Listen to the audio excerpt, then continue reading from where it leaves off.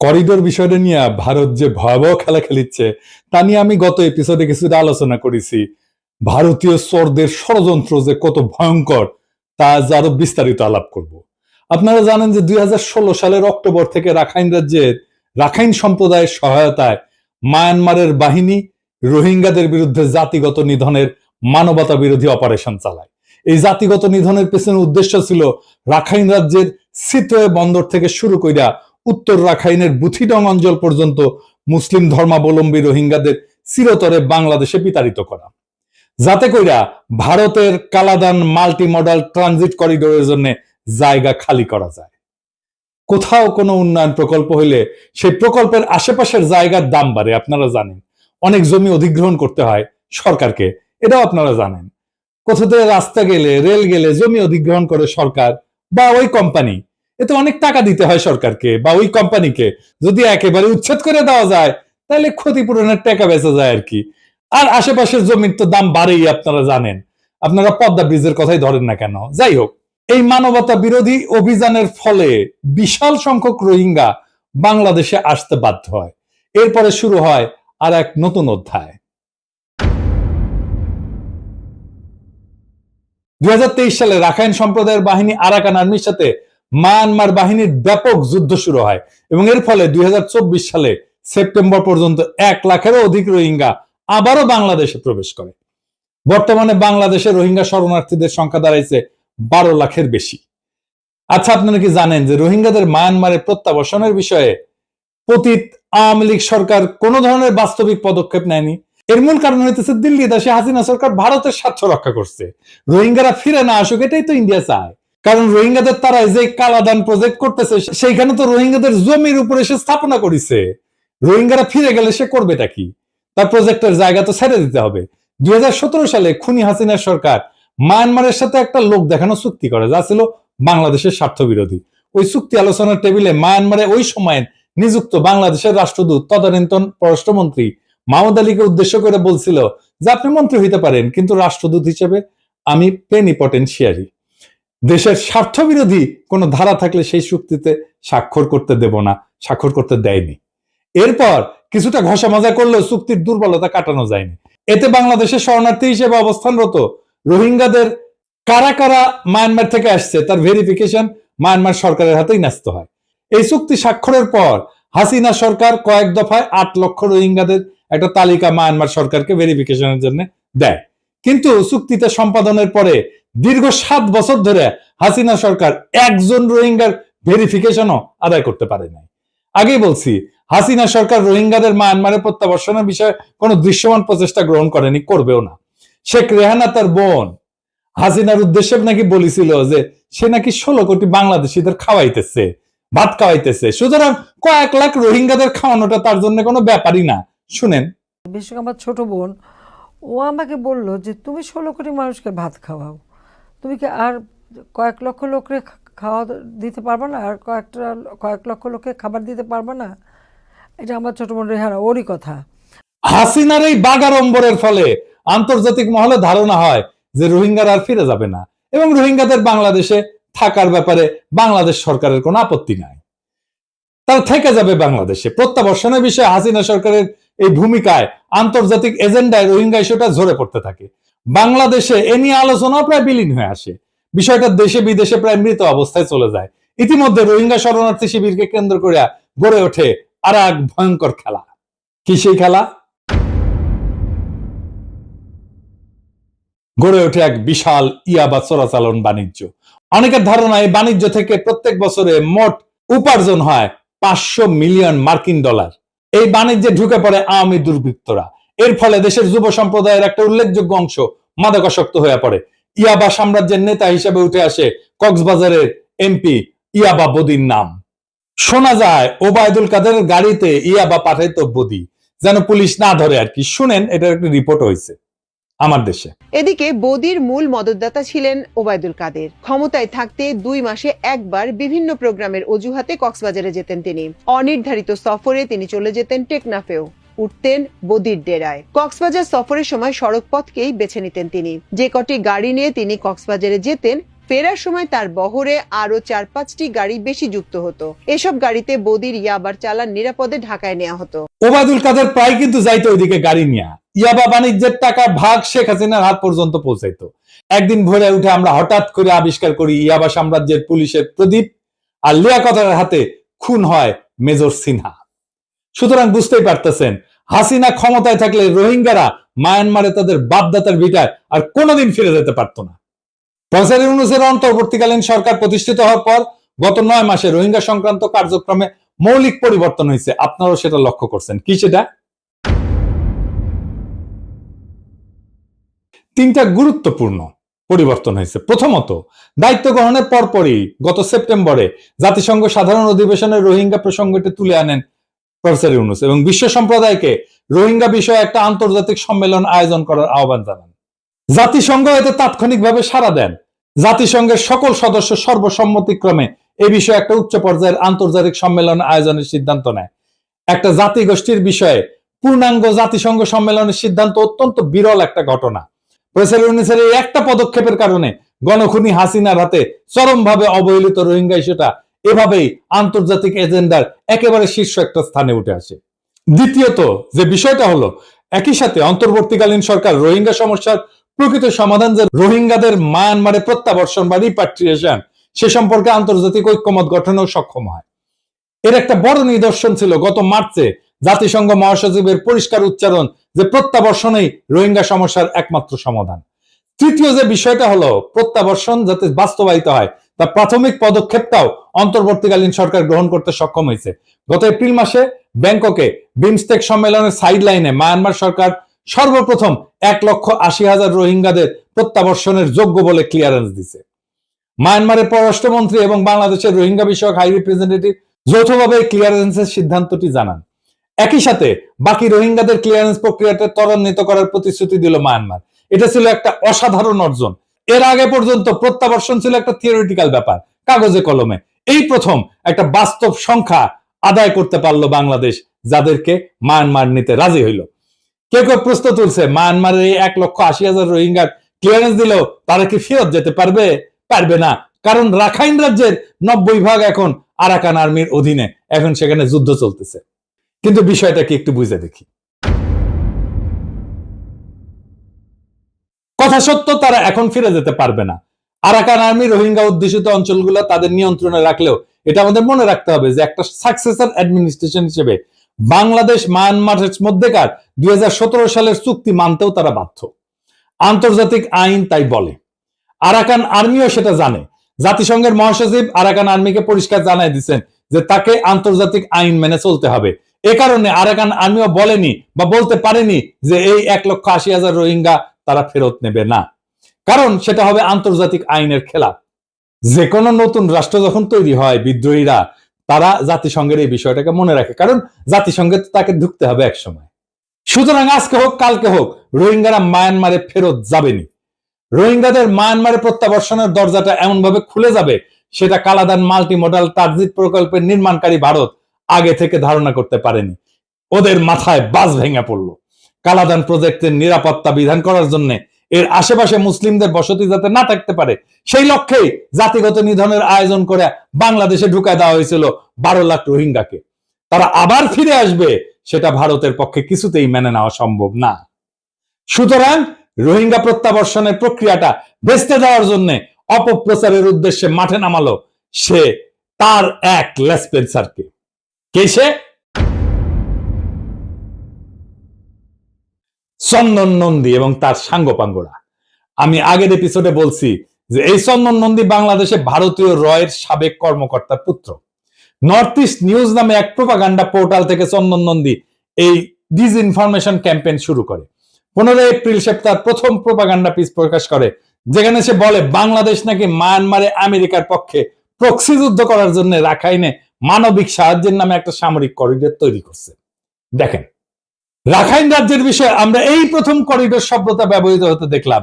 চন্দন নদী লিখলো যে টেকনাফে নাকি এই উদ্দেশ্যে একটা জায়গা নির্বাচন করে এই যুদ্ধের প্রস্তুতি নেওয়া হইতেছে। হ্যাঁ, মিস্টার নন্দী টার্গেট করলো হাই রিপ্রেজেন্টেটিভ ডক্টর খলিলকে।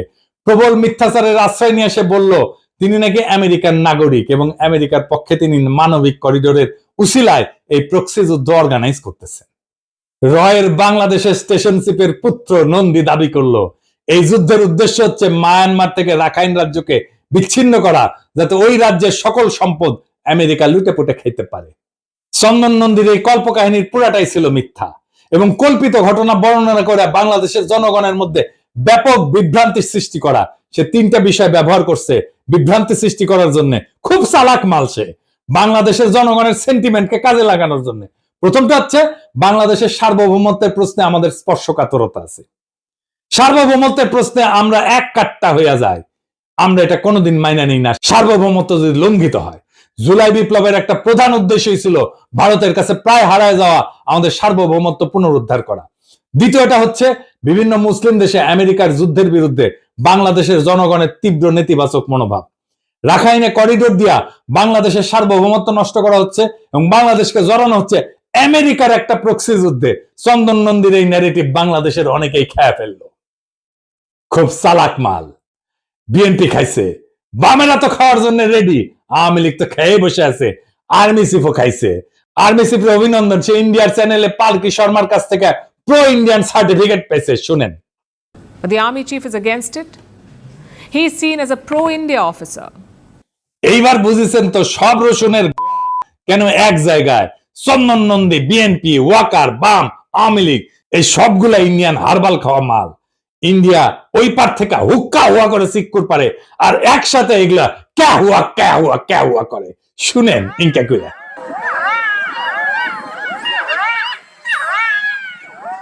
তৃতীয়ত, করিডোর বাংলাদেশে একটা সন্দেহজনক শব্দ। এর কারণ বারে বারে বাংলাদেশের মধ্যে দিয়ে করিডোর প্রতিষ্ঠার মাধ্যমে ভারতের বিভিন্ন ট্রানজিট সুবিধা নিতে চাইছে। এই বিষয়টা চন্দন নন্দী খুব ভালো করে জানে এবং ব্যবহারও করছে। এখন আসেন দেখি, প্রমাণ করি যে চন্দন নন্দীর এই ন্যারেটিভ ভারতের স্বার্থ সিদ্ধির উদ্দেশ্যে একটা ডিসইনফরমেশন ক্যাম্পেইন কিভাবে। আপনি নিজেই নিজেকে জিজ্ঞেস করেন যে যদি প্রক্সি যুদ্ধ যদি হয় সত্যি সত্যি, তাহলে এতে ক্ষতিগ্রস্ত হবে কারা? কে? প্রক্সি যুদ্ধটা কার বিরুদ্ধে করতেছে? সবচেয়ে ক্ষতিগ্রস্ত হবে মায়ানমার, কারণ তার একটা অংশ বিদেশি শক্তি দখল করে নেবে, তাই না? তাই তো। সুতরাং মায়ানমার থেকে এর বিরুদ্ধে প্রতিক্রিয়া জানানোটা স্বাভাবিক। আজ পর্যন্ত মায়ানমারের কাছ থেকে তথাকথিত করিডোরের বিরুদ্ধে কোন ধরনের কথা আসছে? আসেনি। তাইলে ওরা বুঝে না? কোন প্রতিক্রিয়া দেখাইছে? দেখায়নি। বরং বাংলাদেশের সাথে রোহিঙ্গা প্রশ্নে যোগাযোগ রেখে চলছে। করিডোর এবং প্রক্সি যুদ্ধ হইলে দ্বিতীয় ক্ষতিগ্রস্ত দেশ হবে কে? কে? অনেক বড় দেশ একটা, চীন। কারণ বঙ্গোপসাগর তথা ভারত মহাসাগরের চীনের সংযোগের যে বিশাল প্রকল্প সে নিছে, প্রচুর বিনিয়োগ করছে, বিলিয়ন বিলিয়ন ডলার, সেটা রাখাইন রাজ্যের উপর দিয়ে গেছে। রাখাইন রাজ্য আমেরিকার দখলে গেলে চীনের সর্বনাশ হবে, কারণ ভারত মহাসাগরের সাথে তার সংযোগ থাকবে না। আপনি ম্যাপটা দেখান, এডিটর সাহেব দেখেন তো, এটা যদি এই রাজ্য যদি আমেরিকার দখলে চলে যায় তাহলে ওইখানে চীন ঢুকতে পারবে। চন্দন নন্দীর গল্পের গরু এভাবে গাছে ওঠে আর এটা অনেকে খেয়ে ফেলে। চিন্তা করেন, চন্দন নন্দীর কাহিনী যদি সত্যি হইতো তাহলে চীন চন্দন নন্দীর কথিত করিডোরের বিরুদ্ধে ক্ষুব্ধ প্রতিক্রিয়া জানাইতো না। আজ পর্যন্ত আমরা চীনের কাছ থেকে এই বিষয়ে কোনো ধরনের প্রতিক্রিয়া দেখি নাই। উল্টা চীন বাংলাদেশের সাথে সম্পর্ক গভীরতর করার প্রচেষ্টা অব্যাহত রাখছে। সবচেয়ে বড় কথা হইলো বাংলাদেশের সার্বভৌমত্ব নিয়ে চন্দন নন্দীর কেন এত মায়া কান্না? বাংলাদেশের উপরে গণখনি দিল্লি দাসী আসিনা 15 বছর ব্যাপী দুঃশাসন চাপাই দিয়া ভারত নানাভাবে বাংলাদেশকে স্বাধীনতা, সার্বভৌমত্ব, আঞ্চলিক অখণ্ডতাকে ক্ষুণ্ণ করছে, লুট করে নিয়ে গেছে বাংলাদেশের বিপুল পরিমাণে সম্পদ। সেই ভারতের গোয়েন্দা সংস্থা রয়ের কর্মকর্তার পুত্র যখন বাংলাদেশের স্বাধীনতার সার্বভৌমত্বের জন্য কান্নাকাটি করে, তখন বুঝতে হবে ডাল মে কুছ কালা হয়। আমি আগের এপিসোডে বলছিলাম পররাষ্ট্র উপদেষ্টা মিস্টার তৌহিদ হোসেনের করিডোর প্রদান সংক্রান্ত বক্তব্যটা চন্দন নন্দীর এই অপপ্রচারে আগুনে ঘি ঢালার মতো কাজ করছে। তার কাছ থেকে আমরা কোনো ব্যাখ্যা পাইনি উনি কেন এটা বলছেন। তবে হাই রিপ্রেজেন্টেটিভ ডেইলি স্টার একটা সাক্ষাৎকার স্পষ্টভাবে জানাই দিচ্ছেন, করিডোর নিয়ে কারো সঙ্গে কখনোই অন্তর্বর্তীকালীন সরকারের কোন ধরনের কথা হয় নাই, ফুল স্টপ। এই সাক্ষাৎকারের এই বিষয়ে অন্তর্বর্তীকালীন সরকারের অবস্থান পরিষ্কার করে বলা হয়েছে। আপনারা পড়ে নিতে পারেন, আপনারা দেখেন, আপনি খুঁজে পড়ে নিতে পারেন। তাহলে জাতিসংঘের সাথে কি আসলে করিডোর নিয়ে কোনো আলাপ হয় নাই? আপনারা জানেন নয়ন চ্যাটার্জি বলে একটা ফেক আইডিয়া আছে, কে চালায় আল্লাহ মালুম। তার পোস্টের মূল বিভৎস বিষয় হয় সে এই 3 মাস বিপ্লবের সময় হাইবারনেশনে ছিল, শীত নির্দায় ছিল, হঠাৎ করে আবার জায়গায় উঠছে কিছুদিন আগে। তার পোস্টের মূল বিবেচ্য বিষয় হইতেছে ডেমোক্র্যাট। দুনিয়ার সব গ্যাঞ্জামের উৎস হইতেছে ডেমোক্র্যাটরা। করোনা হয়েছে ডেমোক্র্যাট, কারো জ্বর হয়েছে ডেমোক্র্যাট, বারেক মোল্লার পেটে বিষ হয়েছে সেটাও ডেমোক্র্যাট, বারেক মোল্লার মায়া আসার খাইছে সেটাও ডেমোক্র্যাট। করোনা ভ্যাকসিন দেওয়ার বিরুদ্ধে ক্যাম্পেইন চালাইছিল ওই। বাংলাদেশে একটা সিগনিফিকেন্ট অংশ করোনা ভ্যাকসিন দেয় নাই তার প্ররোচনায়। আজকে বুঝলাম ওই বিএনপি স্ট্যাটাসটা মারিছে দেখেন। ওয়াকারের প্রশংসা করতে করতে ক্যাচ হয়ে পড়ে গেছে। ওয়াকার যে হাসিনার বোন জামাই, ওইটা নয়ন চ্যাটার্জির মনে থাকে না। এটা কারোই মনে থাকে না যে ওয়াকার বিপ্লবের সময় গুলি করছিল তার বাহিনীকে দিয়া। সে দেখাইতেছে খলিলুর রহমান 7 ফেব্রুয়ারিতে কইছে মানবিক করিডোরের কথা। উনি নাকি প্রচুর স্টাডি করে গবেষণা করে পোস্ট লেখে, উনি নিজেই কইছে। হয়তো কোন পত্রিকা থেকে দেখাইছে? দিল্লি স্টার। আচ্ছা পাঠক দেখেন তো ভালো করে, মানবিক করিডোরের কথা বলা হয়েছে না হিউম্যানিটেরিয়ান চ্যানেলের কথা বলা হয়েছে? হিউম্যানিটেরিয়ান চ্যানেলের বাংলা করছে মানবিক করিডোর। এই দুটো এক জিনিস? এই দুটো কি এক জিনিস? এক না তো, দুইটা কমপ্লিটলি আলাদা জিনিস। এই শয়তানিটা দিল্লি স্টার করছে ইচ্ছা কইরা। আপনি পাশাপাশি ওই আরেকটা নিউজ আরেকটা পত্রিকায় দেখেন, দেখবেন হিউম্যানিটেরিয়ান চ্যানেল বলছে, দেখছেন বিডি নিউজে? এইটাই পিক করছে গতকাল ওয়াকার সাহেব। সবগুলো বরাবর, নয়ন চ্যাটার্জি, চন্দন নন্দী, হাসিনা, আওয়ামী লীগ, বিএনপি, বাম, সবগুলা বরাবর, বুঝছাও? আচ্ছা আসেন বুঝে দেখি হিউম্যানিটেরিয়ান চ্যানেল আর মানবিক করিডোর কি জিনিস, কেন তারা আলাদা। হিউম্যানিটেরিয়ান করিডোর যেটা, এটা একটা সুনির্দিষ্ট ভৌগোলিক পথ বা এলাকা যা সংঘাতপূর্ণ অঞ্চলে মানবিক সহায়তা পৌঁছানোর জন্য বা বেসামরিক লোকদের সরায় নেওয়ার জন্য সাময়িকভাবে নিরাপদ রাখা হয়। এটার মূল বৈশিষ্ট্য হচ্ছে সাধারণত যুদ্ধরত পক্ষগুলোর মধ্যে একটা সাময়িক চুক্তির মাধ্যমে স্থাপন করা হয়। তার মানে বাংলাদেশ তো যুদ্ধরত পক্ষ না, বাংলাদেশের প্রশ্নই আসে না এখানে। এই করিডোরের মাধ্যমে খাদ্য, ওষুধ, চিকিৎসা সরঞ্জাম ইত্যাদি সরবরাহ করা হয় এবং বেসামরিক লোকদেরকে নিরাপদে সরায় নেওয়া হয়।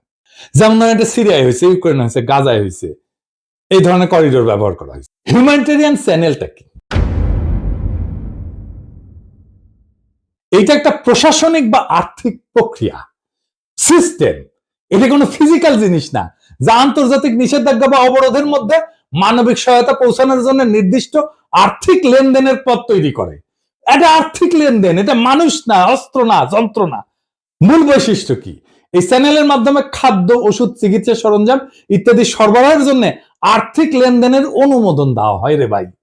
কমপ্লিটলি ডিফারেন্ট জিনিস এটা। উদাহরণ হিসেবে কাতারে প্রতিষ্ঠিত হিউম্যানিটেরিয়ান চ্যানেল ইরানে মানবিক সহায়তা পৌঁছানোর জন্য ব্যবহৃত হয়েছে। আমি আর একটা বিষয় লক্ষ্য করছি, আসেন সেই বিষয়টায় আসি। বিষয়টা হইতেছে যে চন্দন নন্দী তার প্রত্যেকটা কল্পকাহিনীতে টার্গেট করছে রোহিঙ্গা বিষয়ক হাই রিপ্রেজেন্টেটিভ ডক্টর খলিলকে, যিনি এখন জাতীয় নিরাপত্তা উপদেষ্টা হিসেবে দায়িত্ব পালন করতেছেন। করিডোর শব্দটা ব্যবহার করছে পররাষ্ট্র উপদেষ্টা, ডক্টর খলিল করে নাই। কিন্তু চন্দন নন্দীর উচিত ছিল তাকেই ধরা, তাই না? কিন্তু তাকে নিয়ে সে কিছুই বলে না। সে ক্রমাগত অপপ্রচার এবং ঘৃণা ছড়াই গেছে ডক্টর খলিলের বিরুদ্ধে। আমি সবগুলো সংবাদ মাধ্যম ঘাইটে দেখলাম, আপনারা ঘাইটে দেখেন যে ডক্টর খলিল করিডোর দেওয়া নিয়ে কোথাও কিছু বলছে কিনা। তাহলে ডক্টর খলিলের অপরাধটা কি? দুইটা বড় অপরাধ করছেন। প্রথমত, রোহিঙ্গাদের প্রত্যাবর্ষণের দরজাটা তিনি খুলে দিয়েছেন, যা ভারতের হীন স্বার্থে বিরাট আঘাত আনছে। দ্বিতীয়ত, তিনি সুস্পষ্টভাবে বলছেন যে আমরা একটা স্বাধীন সার্বভৌম রাষ্ট্র, আমাদের জাতীয় প্রয়োজনে যার সাথে ইচ্ছা কথা বলবো, কে কি বললো তাতে আসে যায় না। আমরা একটা স্বাধীন পররাষ্ট্রনীতি বাস্তবায়ন করতেছি। এই কথা কি চন্দন নন্দীরা সহ্য করতে পারে না। সুতরাং আপনারা নিজেরাই বুঝে নেবেন ওরা কেন ক্রমাগত নিশানা করে তীর ছুটতেছে। আমি লিস্ট করে রাখছি কারা কারা চন্দন নন্দীর এই অপপ্রচারে সামিল হয়েছে। এরা সকলেই বাংলাদেশের শত্রু, রয়ের বিষ্ঠাভোগী চর। কিছুদিন আগে ইন্ডিয়া থেকে সপ্তাহের পর সপ্তাহ অপপ্রচার চালানো হয়েছিল যে বাংলাদেশে সংখ্যালঘুদের উপর ব্যাপকভাবে অত্যাচার চলতেছে এবং বিপুল সংখ্যক সংখ্যালঘু এতে নিহত হয়েছে। এই অপপ্রচারে ডোনাল্ড ট্রাম্প পর্যন্ত বিভ্রান্ত হয়ে একটা টুইট বার্তা দিছিলেন ইলেকশনের আগে, মনে আছে না? আজকে কিন্তু সেই প্রচারণা আর নাই। আমরা ধৈর্য ধরেছিলাম যে একদিন সত্য প্রতিষ্ঠিত হবে এবং মিথ্যা দূর হয়ে যাবে। সংখ্যালঘু নিয়ে অপপ্রচারের ভাগ্যে তাই ঘটছে, সেটা বন্ধ হয়ে গেছে।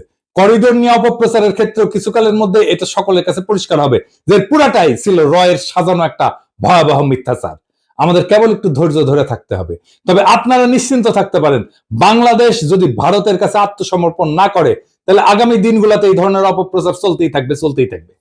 ভারতের লাই ফ্যাক্টরি বা মিথ্যাবাদের কারখানা থেকে প্রস্তুত এই সমস্ত অপপ্রচার রোধের একমাত্র ওষুধ এগুলোকে পাত্তা না দেওয়া। দেখবেন একদিন এমনিতেই এগুলো বন্ধ হয়ে যাবে। তবে আমাকে যেটা সবচেয়ে বিস্মিত করছে তা হলো বাংলাদেশের প্রধান রাজনৈতিক দল বিএনপি এবং ওয়াকার চন্দন নন্দীর এই করিডোরের ডিসইনফরমেশনকে বিনা প্রশ্নে মেনে নিছে। ওয়াকার তার প্রতিধ্বনিও করছে। বিএনপি কেন প্রশ্ন করেনি যে আমেরিকান প্রক্সি যুদ্ধের এই দাবির বিরুদ্ধে মায়ানমার অথবা চীন কেন কিছু বলে নাই, অথচ ভারতীয়রা এই নিয়ে হইচই করতেছে? কেন প্রশ্ন করে নাই যে চন্দন নন্দীর মতো একজন সুপরিচিত রয়্যাল লোক কেন বাংলাদেশের স্বাধীনতা সার্বভৌমত্ব নিয়ে কান্নাকাটি করতেছে? চন্দন নন্দী তার একটা অপপ্রতিবেদনে উল্লেখ করছে যে কতিপয় আমেরিকান বিমান বাহিনীর কর্মকর্তা নাকি তথাকথিত প্রক্সি যুদ্ধের একটা বিশেষ মিশনে এসে ঢাকার ওয়েস্টিনে হোটেলে উঠছে। সেদের নামও উল্লেখ করছে। আমি নিজে খোঁজ নিয়ে দেখছি ওই নামের কেউ ওই তারিখগুলোতে ওয়েস্টিন হোটেলে উঠেই নাই। করিডোর করিডোর করে উত্তেজিত হয়ে লাফালাফি করার আগে বিএনপির তো উচিত ছিল এই তথ্য সঠিক কিনা যাচাই করা। ওয়াকারের তো উচিত ছিল গোয়েন্দা পাঠানো।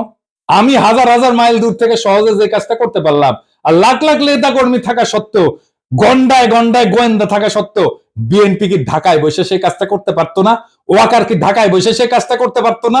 চন্দন নন্দীর আরো একটা ডিসইনফরমেশন প্রতিবেদনে বলছে টেকনাফে নাকি আমেরিকানরা যুদ্ধ প্রস্তুতির স্থান নির্বাচন করছে।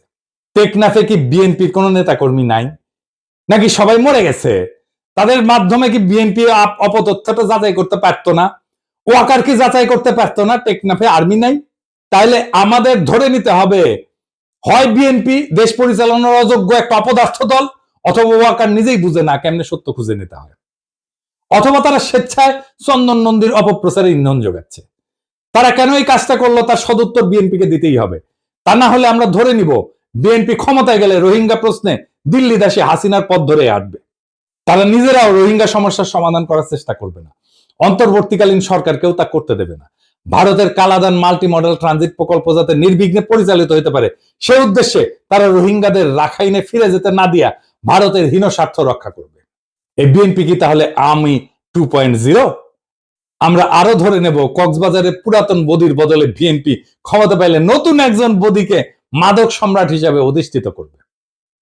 আমরা তার চেহারাটা কিছুটা হইলে আন্দাজ করতে পারি আর কি। আগামীতে হয়তো আমরা মেজর সিনহার মতো আরো অনেককে খুন হতে দেখব। এইসব প্রশ্নের গ্রহণযোগ্য জবাব জাতির কাছে বিএনপির প্রকৃত নেতা জনাব তারেক রহমানকে দিতে হবে, কারণ তিনি নিজেই তথাকথিত করিডোর কথাটি ব্যবহার করে বস্তুত চন্দন নন্দীর অপপ্রচারকেই পুনঃপ্রচার করছেন। এইবার আইটি উপদেষ্টাকে বলি, আপনারা বসে বসে এই চন্দন নন্দীর এই বালসালের এই লিঙ্ক বন্ধ করে দিতে পারেন না বাংলাদেশে? সে একটার পর একটা অপপ্রচার চালায় যাবে বাংলাদেশের বিরুদ্ধে, ওই লিঙ্কটা বন্ধ করে দেওয়া উচিত আপনাদের। আমি বিশ্বাস করি অন্তর্বর্তীকালীন সরকার চন্দন নন্দী এবং বাংলাদেশে তার অনুগত কুলাঙ্গারদের এ সমস্ত অপপ্রচারে বিচলিত হবেন না। আপনারা রোহিঙ্গাদের প্রত্যাবর্ষণে আপনাদের প্রচেষ্টা অব্যাহত রাখেন। বিষয়টাকে ইতিমধ্যে আপনারা অনেক দূর আগায় নিছেন। 8 বছরে যা হয়নি 8 মাসে আপনারা তাই করছেন। রোহিঙ্গাদের মায়ানমারে প্রত্যাবর্ষণের এটাই আমাদের লাস্ট চান্স। এই সরকারের আমলে যদি রোহিঙ্গা প্রত্যাবর্ষণ শুরু না হয় তাহলে আমি গভীরভাবে শঙ্কিত যে আগামী সরকার তা আদৌ করবে কিনা। আমাদের সবাইকে মনে রাখতে হবে রোহিঙ্গাদের যদি আরাকানে ফিরায় নেওয়া না যায় তাহলে বাংলাদেশ রাষ্ট্রবিহীন বিভিন্ন জনগোষ্ঠীর একটা ডাম্পিং গ্রাউন্ডে পরিণত হবে। দেখতেছেন না ইন্ডিয়া পুশিং করতেছে, আগামীতে আরো দেখবেন অবৈধ বাংলাদেশি তকমা দিয়া ভারত থেকে বিপুল পরিমাণে মুসলমানকে বাংলাদেশে বিতাড়িত করা হচ্ছে। এই মুহূর্তে অবৈধ বাংলাদেশে অবৈধ করে ভারতীয় লোকজনদেরকে পুশিং করে ভারত সেই ইঙ্গিতই আমাদেরকে দিচ্ছে। এটাই হচ্ছে বাংলাদেশের বিরুদ্ধে ভারতের চূড়ান্ত লক্ষ্য। চন্দন নন্দী আর তার ভারতীয় দেশীয় অনুচরেরা এই লক্ষ্যকে আগায় নেওয়ার জন্য বাংলাদেশের বিরুদ্ধে নিরন্তর কুৎসিত অপপ্রচারে লিপ্ত হয়েছে। আমরা কোটি কোটি প্রাণ কোরবানি দেওয়া হইলেও তাদের কোনোভাবেই জিততে দেব না। ইনকিলাব জিন্দাবাদ।